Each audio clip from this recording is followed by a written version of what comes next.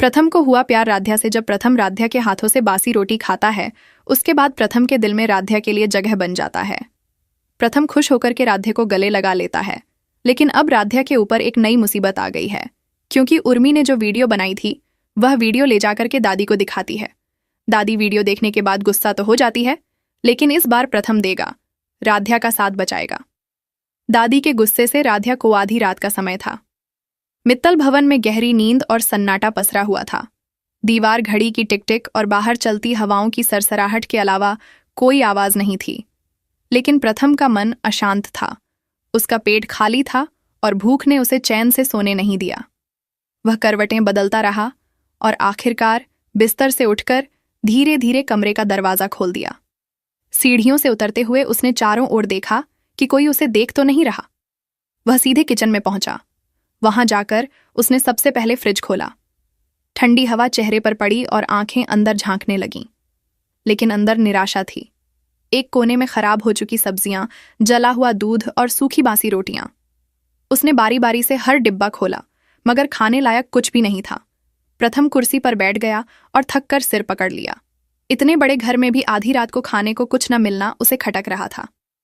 तभी ऊपर कमरे से राध्या की नींद खुली। उसने देखा कि प्रथम कमरे में नहीं है। उसके मन में डर बैठ गया।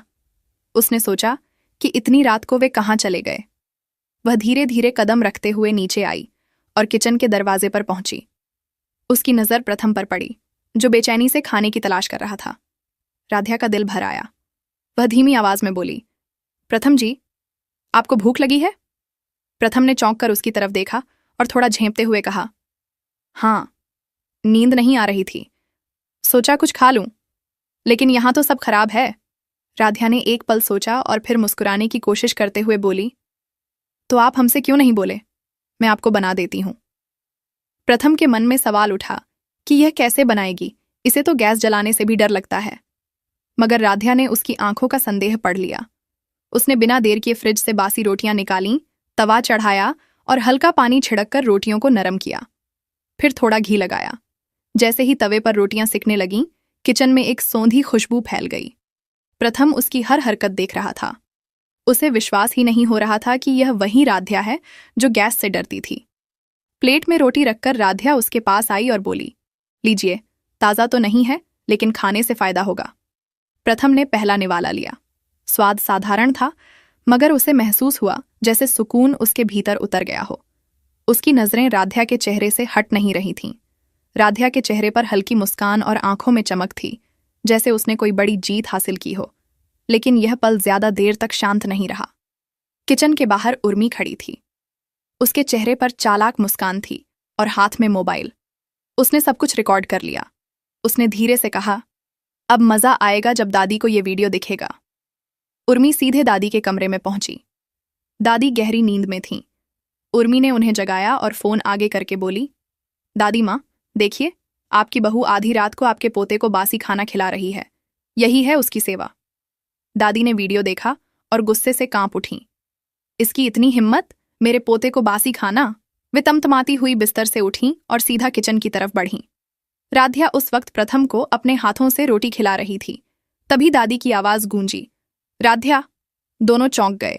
राध्या का हाथ कांप गया और रोटी का टुकड़ा गिर गया।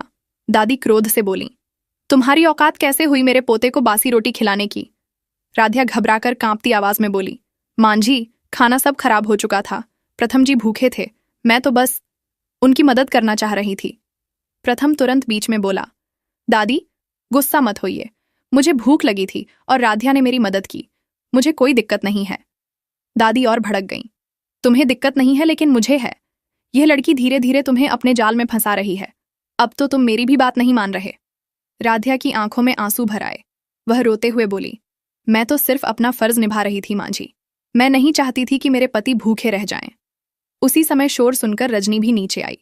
उसने दादी से पूछा, मां जी, क्या हुआ? इतनी रात को क्यों चिल्ला रही हैं? दादी ने गुस्से से कहा, पूछ अपनी बहू से, ये मेरे पोते को बासी खाना खिला रही है।